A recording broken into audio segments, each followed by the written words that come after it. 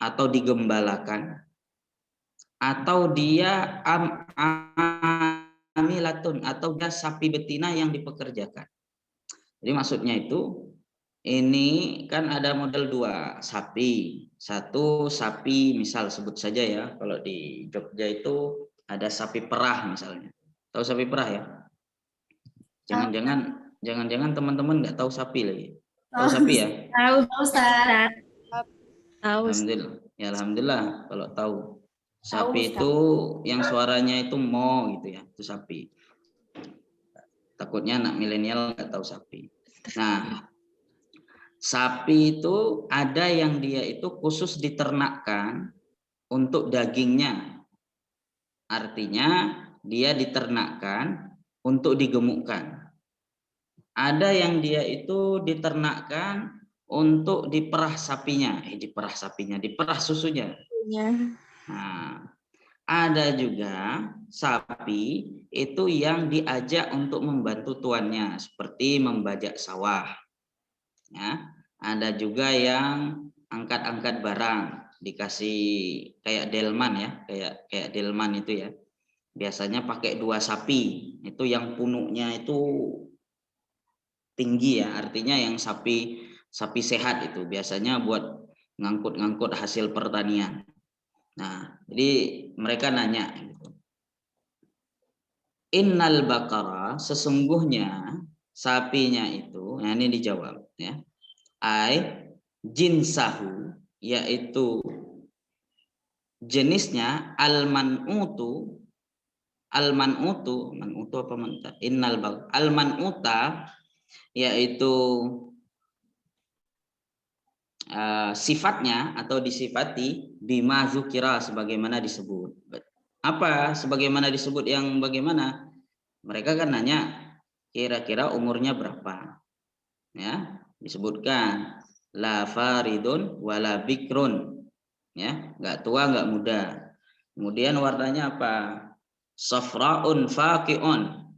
Kuning pekat, tasurrun nadirin, kalau orang-orang melihat itu merasa takjub, ya, kagum. Kan sulit tuh nyari sapi seperti itu. Nah, itu yang disebut bima dzukira. Tasyabaha alaina. Ya. Masih tasyabuh itu apa? Masih syubhat, masih samar alaina atas kami. Ya. Likasratihi, apa itu? Karena banyaknya model sapi. Ya, falam nahtad, maka kami belum mendapat petunjuk ilal maksudi, sebagaimana yang dimaksud. Wa inna, dan sesungguhnya kami insyaallahu, ketika Allah menghendaki, la muhtadun, kami termasuk orang-orang yang mendapat petunjuk ilaiha, untuk mendapatkan sapi itu.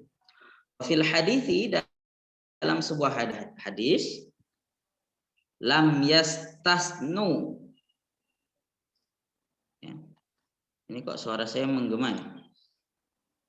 Menggema nggak di sana? Enggak, Ustaz. Kalau di sini enggak, Ustaz. Enggak ya? Kiri. Lam yastasnu, lau lam yamtasnu, sekiranya apa enak diartikan? Sekiranya mereka itu tidak menyampaikan insya Allah, ya, lama buyinat, maka tidak dijelaskan lahum kepada mereka al-akhara al-abada. Enggak akan dijelaskan serumit itu sapi itu.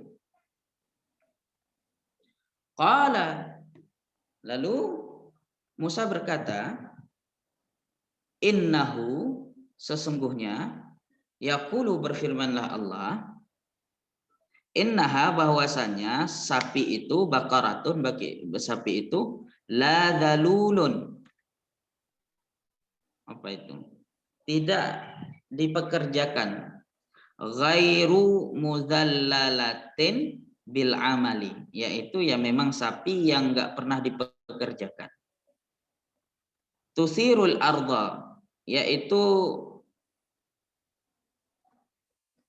apa? Kalau tanah itu di apa? Digemburkan, dibajak. Nah, Tusirul arda, yaitu membajak tanah. Tuqallibuha lil ziraati, yaitu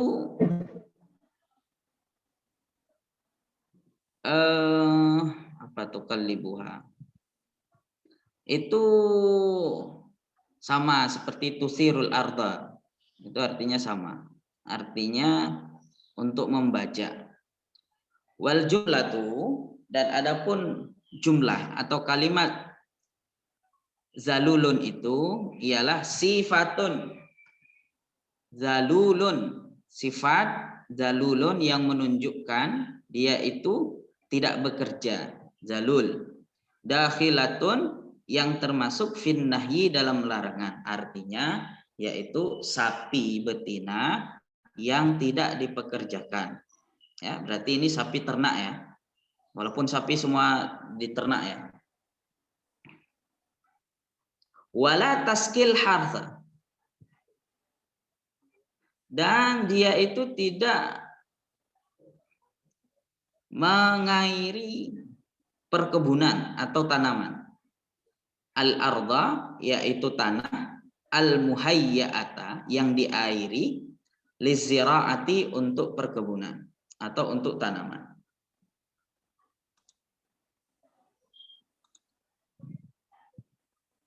Musallamatun, enggak ada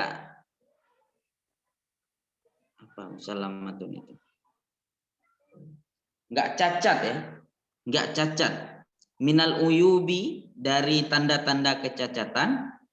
Wa atharul amali, dan juga enggak ada bekas-bekas sapi dipekerjakan. La syiyata, warnanya itu atau la syiyata itu tidak,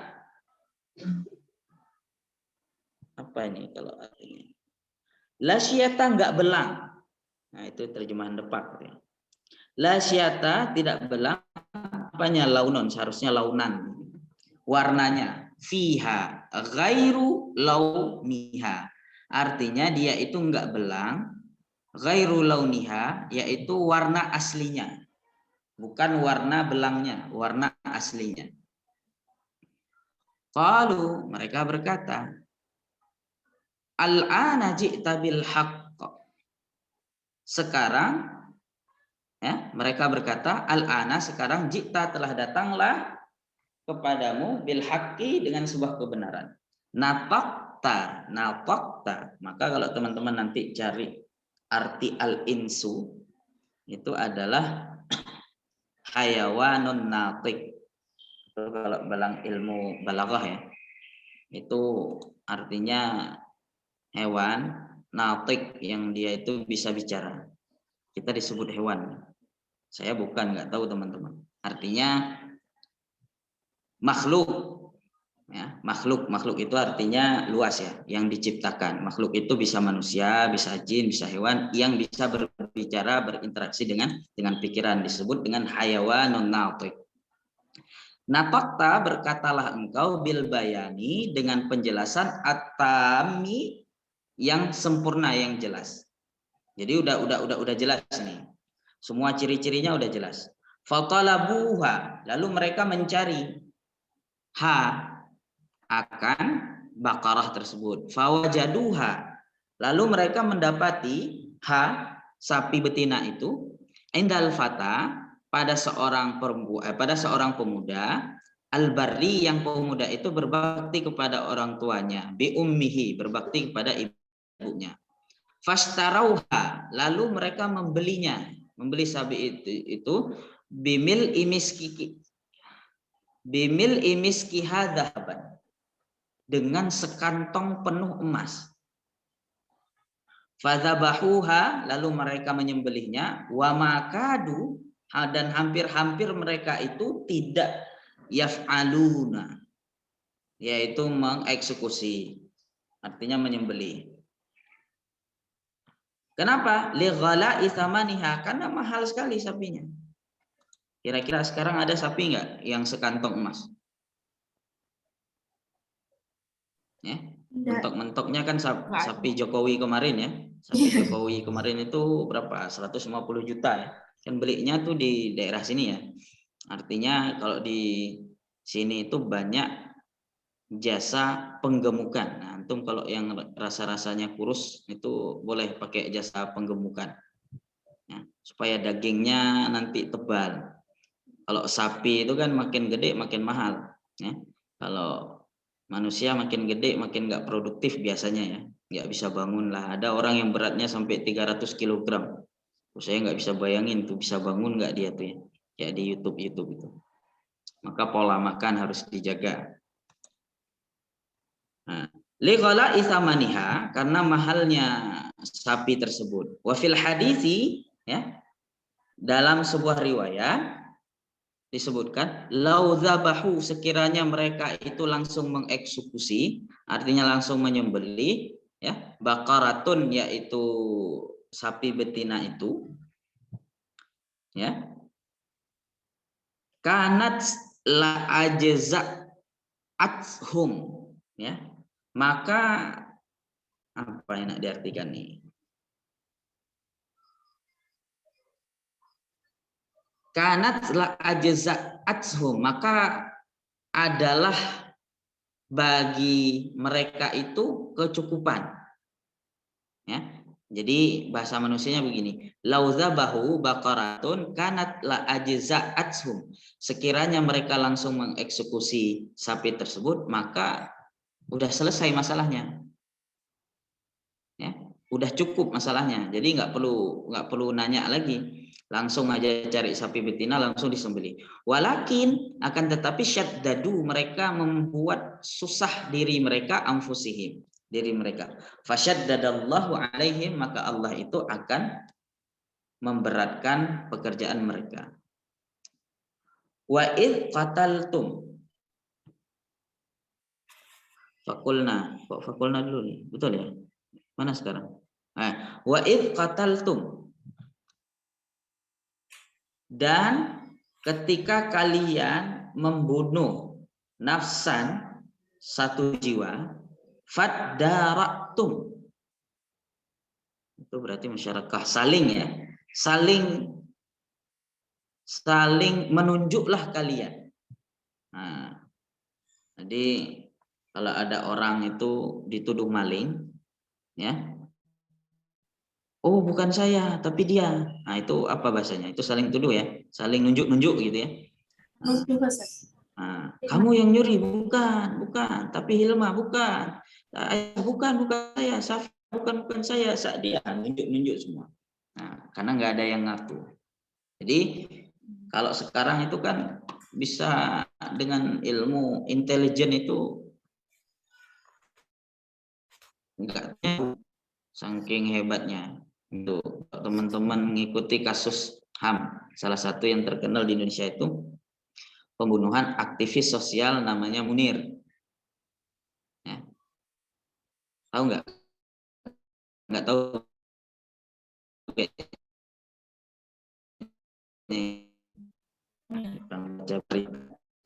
Yang sering turun jalan seperti Rocky Gerung, ya, kritis terhadap pemerintah pada masa Orde Baru, masa Soeharto. Nah, dia aktivis HAM yang membela hak-hak orang. Nah, pada saat perjalanan mau kuliah ke Amsterdam, Belanda, ya, naik Garuda. Nah, di dalam pesawat dia diracun, lalu mati. Kan nggak ada yang tahu tuh siapa yang membunuh, penyebabnya apa. Nah, setelah dibawa pulang jasadnya ke Indonesia, diperiksa, kemudian divisum, ternyata ada racun yang masuk ke dalam tubuhnya. Ya, 1 titik terang udah dapat. Kerja selanjutnya, siapa yang membunuh? Ya, cari itu kasus sampai puluhan tahun baru selesai. Ya. Siapa yang membunuh, siapa yang mengantarkan, segala macam. Ternyata yang membunuh namanya Polikarpus. Polikarpus itu pilotnya sendiri. Nah, pilotnya sendiri. Itu siapa? Sampai sekarang nggak ketahuan yang nyuruh siapa. Orang kalau bunuh itu kan mesti ada sebab ya. Apalagi seorang pilot. Itu membunuh seorang aktivis itu kan mesti ada suruhan. Nah, sampai puluhan tahun, mungkin hampir 20 tahun ya sampai sekarang. Belum ketahuan siapa yang nyuruh. Si Polikarpus ini udah dipenjara. Dan dilalahnya, ya, kasus ini belum selesai, Polikarpus keburu mati. Tutup. Closet, nah bahasanya. Closet case close, yang gitu. Apa masalah kasusnya itu ditutup ya, karena orang udah mati ya nggak bisa dikejar lagi. Sama seperti Soeharto, udah tua renta, baru disidang banyak korupsi, ya nggak bisa dihukum lagi, orang udah tua renta, plus orangnya udah nggak ada. Jadi dalam hukum pidana Islam atau hukum pidana positif, ya, sesuatu kalau kasus itu orangnya terdakwanya sudah mati, ya, maka kasusnya ditutup. Nah, kalau antum mau kasusnya ditutup, sesegera mungkin mati.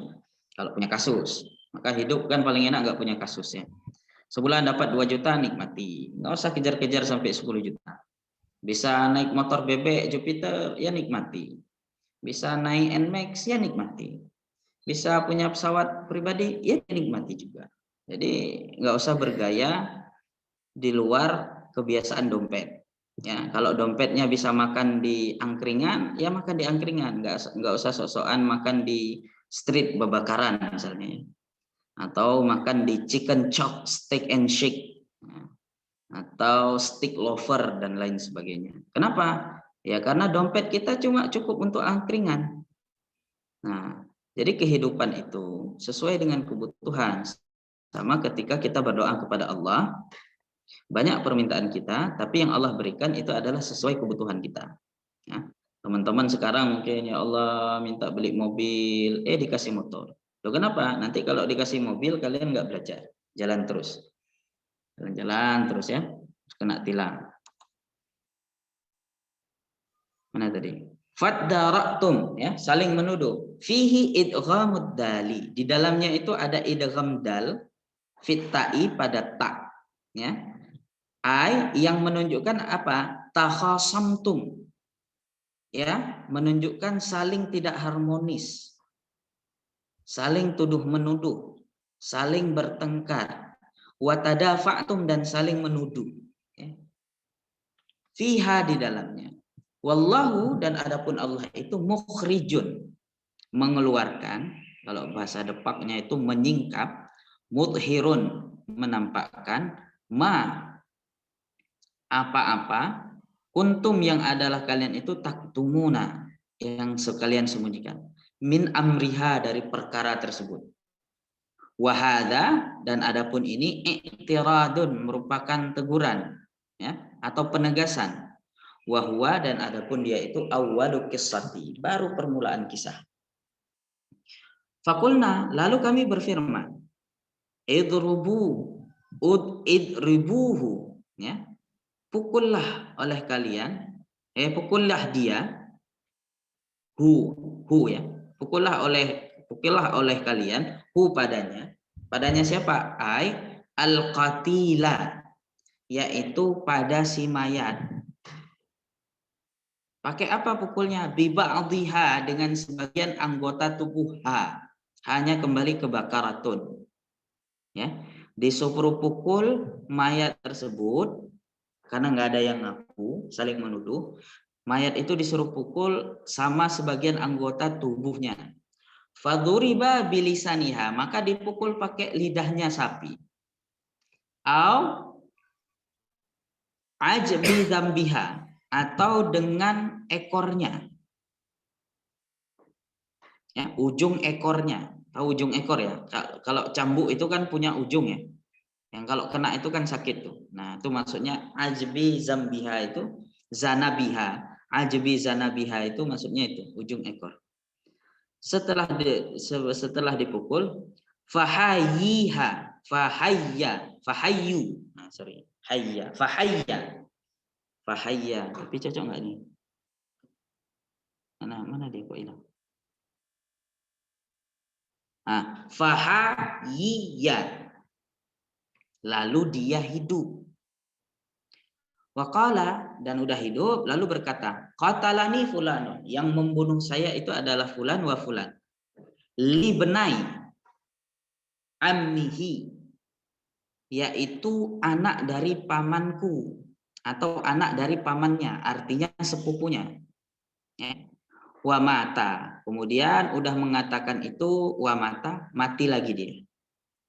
Fahurima, maka diharamkan bagi kedua anak li benai tadi, ya, dua orang tadi, al-mirasa, yaitu waris mewarisi, wa qutila, dan dibunuhlah mereka kedua. Qala, Allah berfirman, ta'ala, halnya maha tinggilah ia, kadzalika, yang demikian itu, al-ihya'u, Allah itu menghidupkan, yuhyillah, Allah menghidupkan sesuatu yang mati, ya, wa yurikum, supaya melihatlah kalian ayatihi, akan tanda-tandanya, dalaila qudratihi, yaitu tanda-tanda kudrahnya, tanda-tanda kekuasaannya, la'allakum ta'qilun, supaya kalian itu punya pikiran, atau supaya kalian itu berpikir.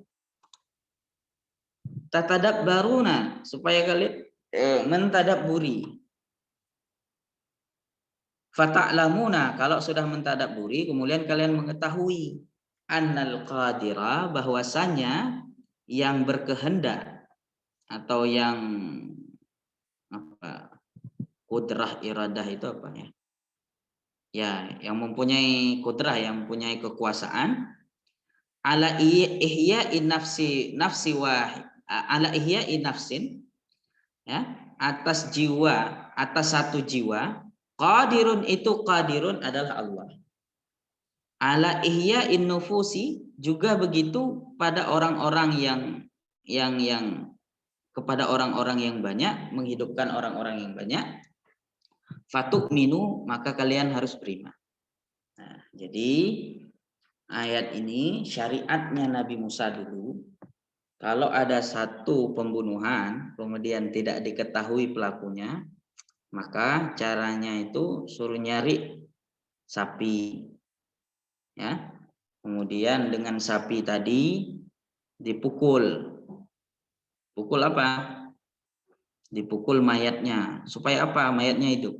Pertanyaannya, kalau sekarang, ya, biasa kalau di tempat kita itu kan orang yang wafat itu kan diletakkan di tengah-tengah ruang rumah, ya, di ruang tengah, ya, supaya bisa dilihat oleh keluarga untuk terakhir kali. Ada yang ngaji itu belum dikafani, masih pakai baju pada saat wafat. Tiba-tiba dia bangun, ya, takut nggak tuh? Takut Ustaz. Takut. Takut. Mati Takut ya? suri. Takut. Mati Takut. Takut. Takut. Ada orang yang sudah Takut, jadi mati itu nggak sembarang, ya. Artinya mati itu harus ada surat keterangan dari dokter. Itu baru bisa dikatakan dia itu mati. Jadi di Indonesia ini teratur, ya. Nah, dicek dulu, ya. Nah, cek dulu segala macam, udah mati. Kenapa? Kalau nggak ada surat keterangan mati, misalnya yang mati suami, si istri nggak bisa berstatus janda. Paham ya? Di aktenya nanti nggak bisa status janda kalau nggak janda. Kalau nggak berstatus janda, nanti nggak dapat BLT Ya dari Allah. pemerintah. Nah, dan juga nggak bisa nikah lagi karena nggak ada surat keterangan mati. Ya begitu memang. Antum nanti kalau udah berkeluarga, suami antum mati, ya, nggak ada surat keterangan mati, ya, antum terus daftar di KUA, tidak melampirkan surat keterangan mati suami dalam arti janda, nggak bisa nikah lagi. Nah, itulah ironisnya manusia.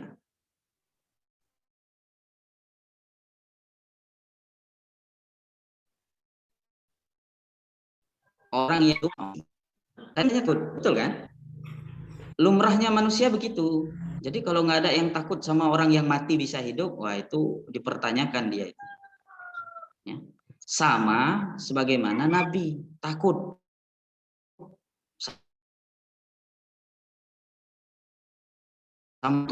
tuh saya nih. Nah, Nabi itu kan manusia biasa. Ya.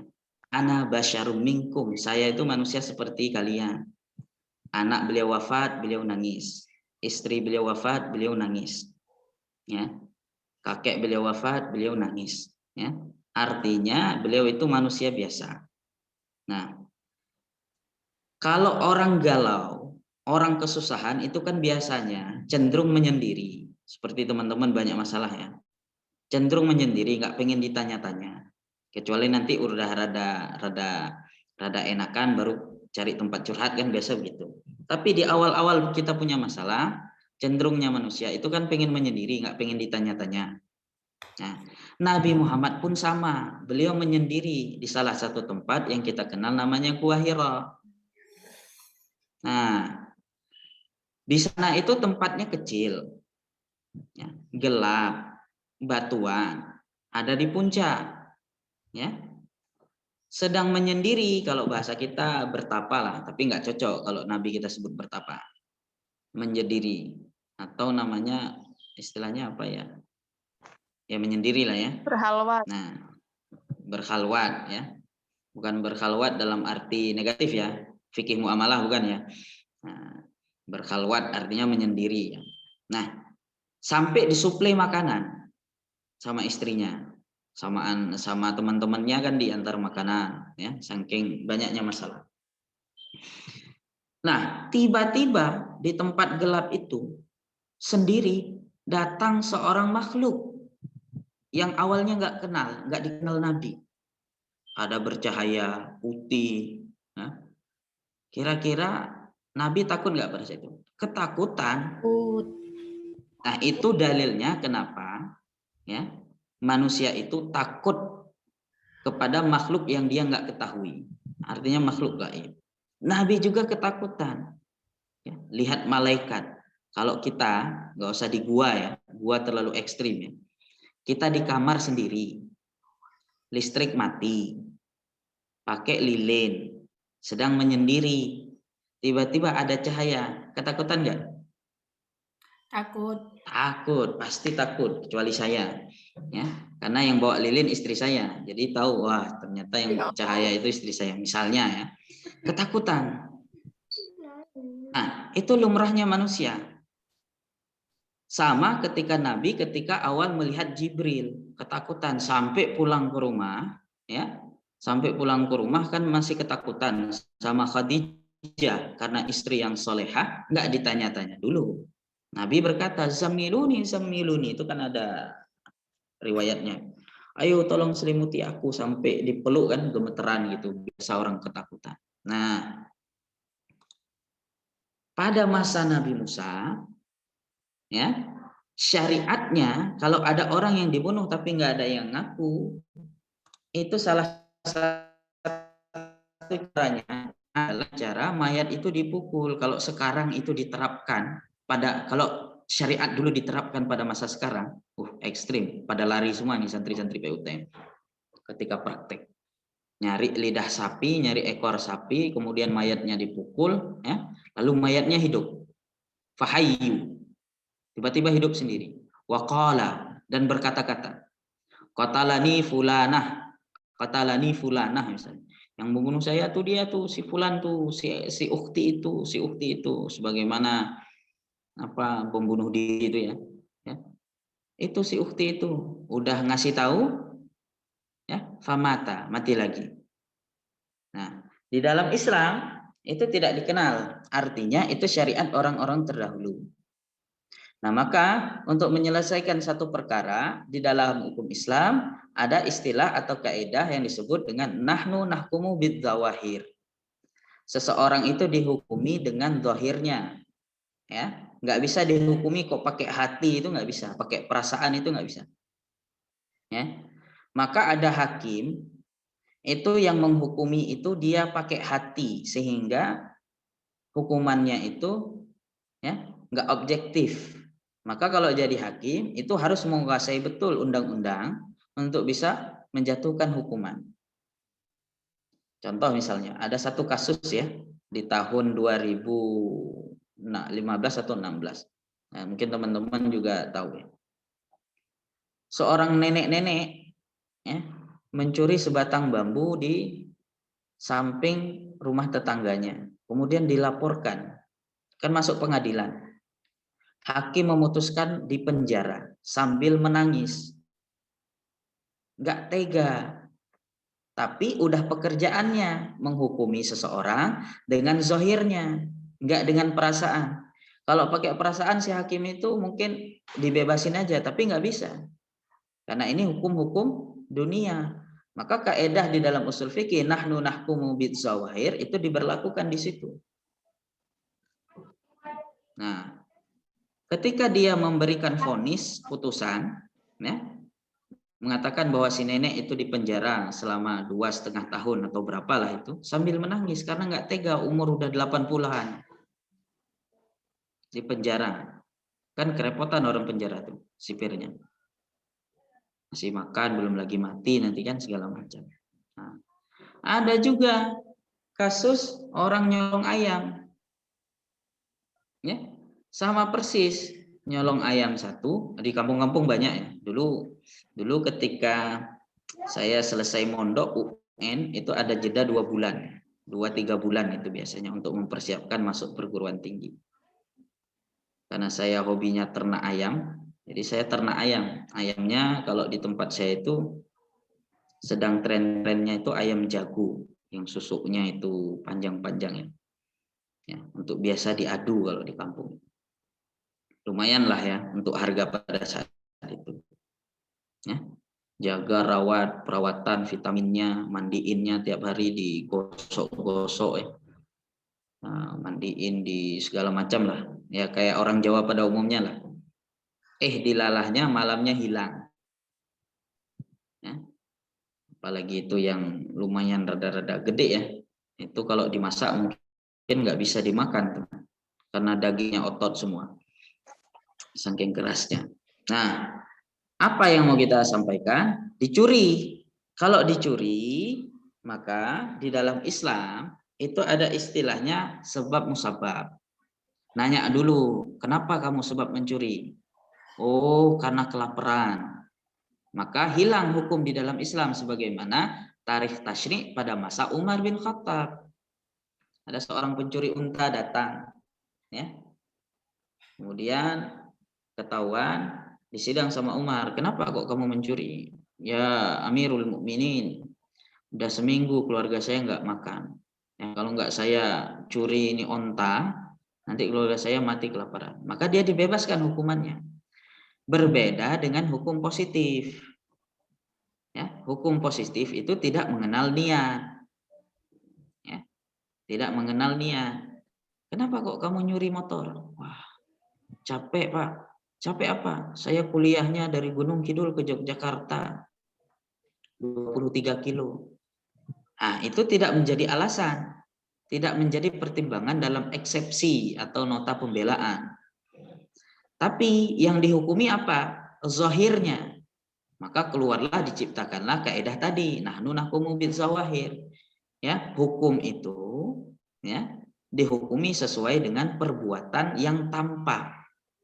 Tampaknya apa? Dia mencuri yang bukan haknya, maka dihukumi sebagaimana mestinya. Ya, mengalihkan niat. Niat, ya. Kalau orang beramal dengan niat itu kan enak saja ya. Artinya nampaknya mencuri, ya dihukumi mencuri.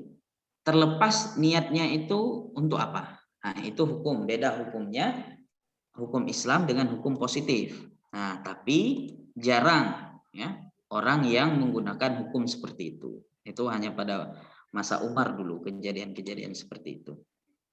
Nah,